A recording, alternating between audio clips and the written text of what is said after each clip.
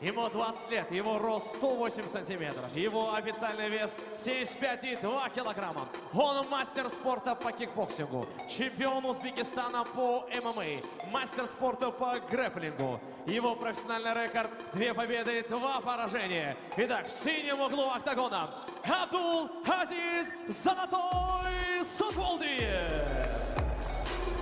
В красном углу октагона его оппонент в этом бою. Боец из Казахстана, город Алматы. Ему 25 лет.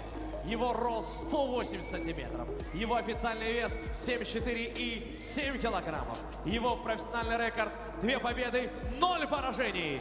В красном углу октагона Еркебулан Тохтар.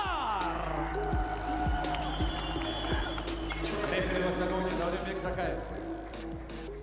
Бойцы на середину. Бойцы, правила знаем, не нарушаем. Регламент боя 3 раунда по 5 минут. Внимательно слушаем меня. После команды стоп, все действия прекращаем. Покажите красивый, достойный бой. Удачи. Скесар. Жалпы осы октагон 25 турнирі аясындағы қызықты жекпе-жектің бірі.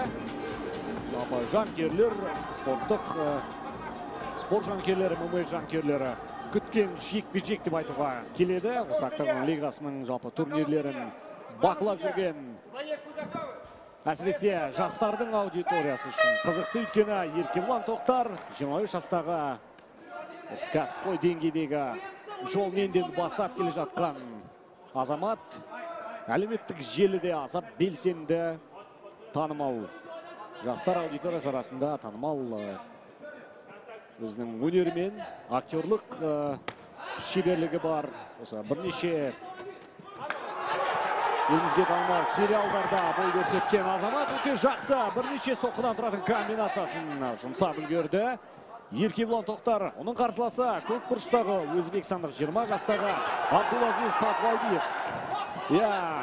Тамаша тейкдаун Өзбекстан файтер тарапынан. Қазір енді Еркебулан Тоқтар бұл қысылтаяң сәттен сытылып шығудың жолын іздейді. Әзірге қарсыласының мойнын өзінің бақылауында ұстауда.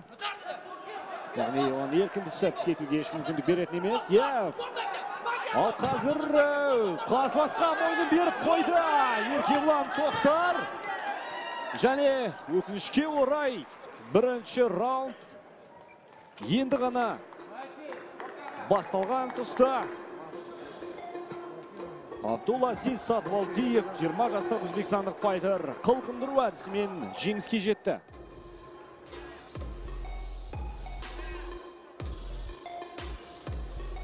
Бұл енді Еркебулан Тоқтар бұған дейін кәсіпқой деңгейде 2 айқас өткізіп, екеуінде жеңіске жеткен. Осы жылдың